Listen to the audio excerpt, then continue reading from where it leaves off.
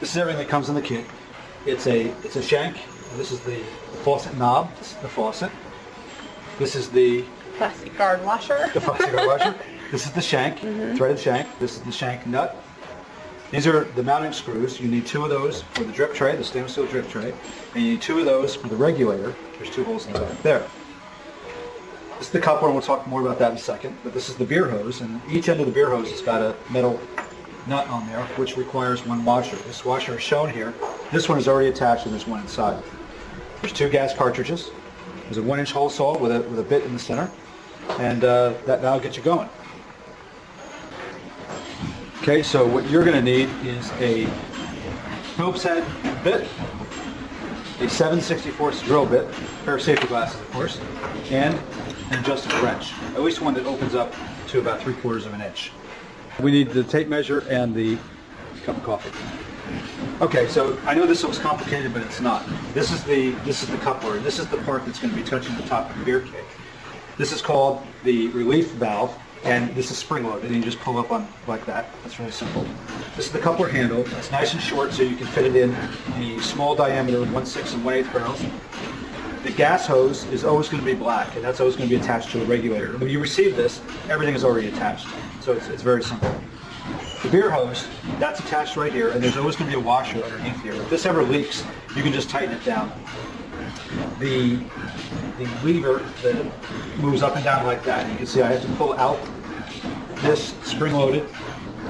When you let go and you lock it in that position, then that means you'll be engaged and the beer will start to flow up the hose. You undo it, it stops the gas from going in, and it stops the beer from moving out. All right, so this is the famous Leland gas regulator, and you'll be able to see how much pressure is going out of the gas line. And the way you adjust this regulator is you look down on it, so you can see this mark right here, and you would adjust this. That would be in the off position like that. And when you adjust this regulator, you will have to have the beer flowing. And what you're going to want to do is you're going to want to slightly open the knob, and you'll see the gauge start to climb up. Don't rely on the gauge to adjust your beer. Do it by the flow. This is the inlet where the gas cylinder screws in. The gas cylinder has to seal off here, so when you turn it on, you have to turn it on tightly. Okay, so this is the mounting bracket, and this would attach to the inside wall of the refrigerator. And the screws that came with the unit, there's 4 of them. 2 of them are for the drip tray, 2 of them are for this. They go right in.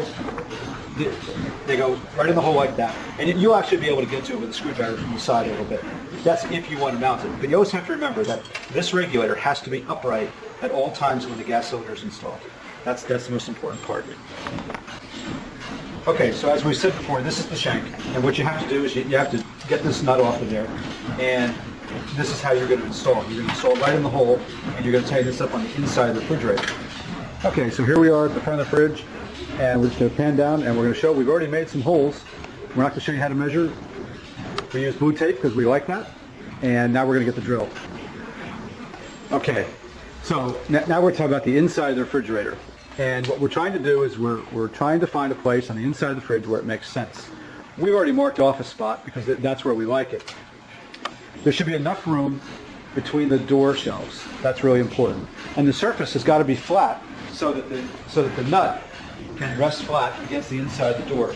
You don't want to get it on a curved surface, otherwise it'll never sit properly.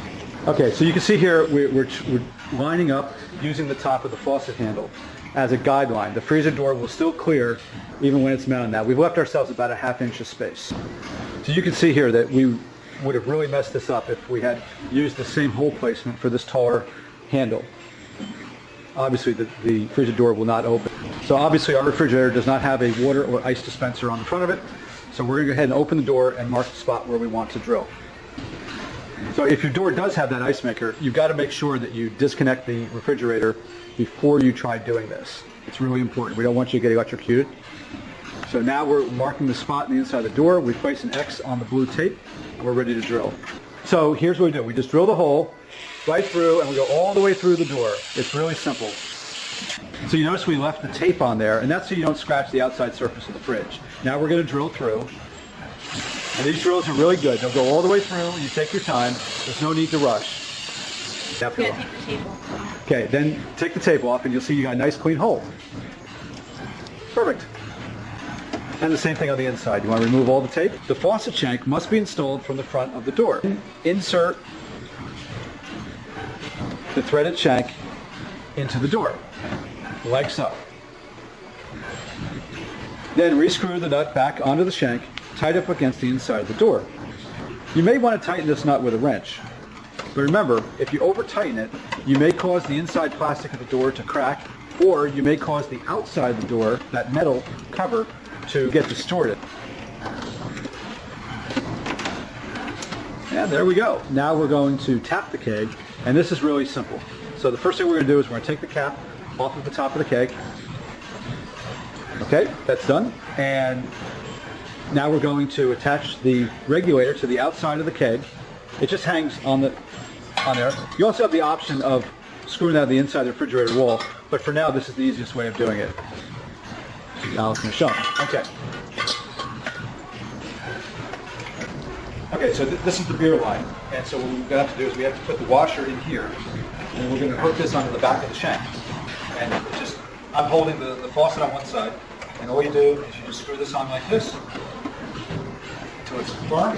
And again, I'm holding the knob on the other side so that the unit doesn't twist. Put this on, and I'm just making this firm. It does not have to be pulled backwards. Okay, so here we're going to tap the keg. Tapping the keg is really easy, because when this coupler goes in the top of the keg, it can only go in one way.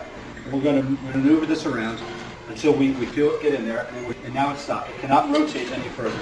At this point, I'm going to set this regulator on the edge of the keg like this. And that's how it's meant to rest.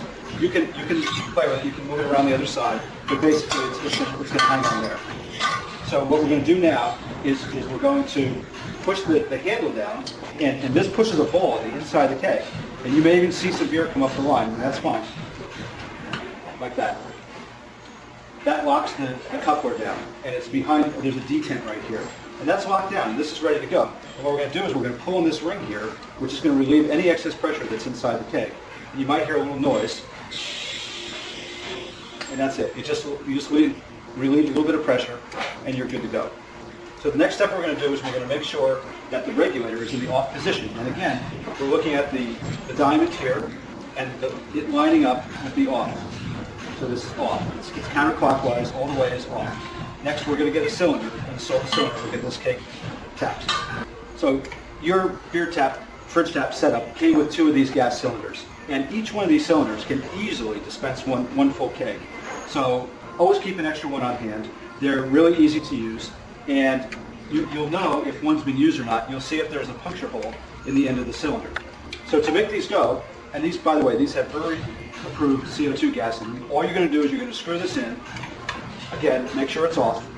You're going to screw it in until you feel the resistance. It's touching the piercing pin now. Now you just screw it in the rest of the way. It's done. It's pierced and it's ready to go. So now we're ready to tap the keg. All right, so here it is inside the refrigerator, and you can see everything fits very well. And what we're going to do next is we're going to start pushing the beer through the beer hose, and you'll actually see the beer come right up and come through that clear beer hose. And what's nice about this setup is you can close the refrigerator door and the hose will not get kinked. So we're going to go ahead and close that now and show you. It closes very easily. And there it is. The one thing we didn't do yet is put on the drip tray. We'll take a moment now and we'll do that. We've pre-measured location for 2 holes, about 6 inches under the faucet. And we think that's about right. Clearly you don't want to use the drip tray as a rest for your expensive beer sign. So we're going to go ahead and drill those holes and mount the drip tray. Okay, so now we're going to use a 7/64 drill bit. Going to clear through 1 hole.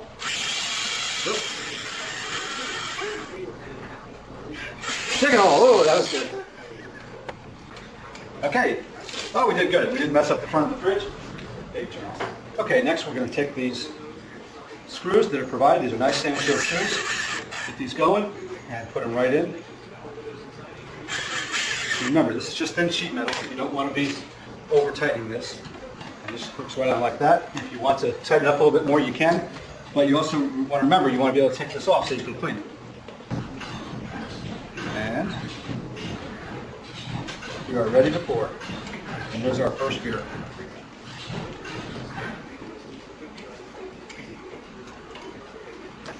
Very nice.